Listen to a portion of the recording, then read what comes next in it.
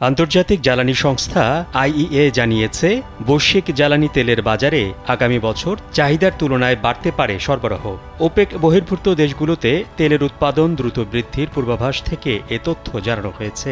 IEA জানায় ২০২৫ সালে দৈনিক ১০ লাখ ব্যারেলেরও বেশি তেল উত্তোলন হতে পারে। এর প্রধান কারণ চীনের দুর্বল অর্থনীতি, কেননা বিশ্বের অপরিশোধিত জ্বালানি তেলের সবচেয়ে বড় ক্রেতা চীন।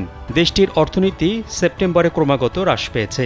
এছাড়া চীনে বৈদ্যুতিক যানবাহনের ব্যবহার বাড়ছে, ফলে কমছে জ্বালানি তেলের চাহিদা।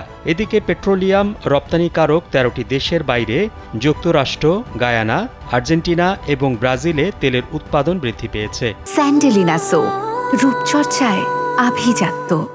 দেশগুলো সম্মিলিতভাবে দৈনিক ১৫ লাখ ব্যারেল তেল উৎপাদন বৃদ্ধির পথে রয়েছে। আগামী জানুয়ারি মাস থেকে উৎপাদন কোটা বাড়ানোর কাজ শুরু করতে পারে তারা। তবে সৌদি আরবের নেতৃত্বাধীন ওপেক প্লাসভুক্ত দেশগুলো তাদের সিদ্ধান্ত থেকে সরে না আসলেও ২০২৫ সালের বৈশ্বিক চাহিদার তুলনায় দৈনিক ১০ লাখ ব্যারেলেরও বেশি তেল উদ্বৃত্ত থাকবে। টানা ৬ বছর বিশ্বের বৃহত্তম তেল উৎপাদক হিসেবে অবস্থান ধরে রেখেছে যুক্তরাষ্ট্র। গত আগস্টে দেশটির অভ্যন্তরীণ উৎপাদন দৈনিক রেকর্ড ১,৩৪,০০,০০০ ব্যারেলে পৌঁছেছে বলে জানিয়েছে ইউএস এনার্জি ইনফরমেশন অ্যাডমিনিস্ট্রেশন।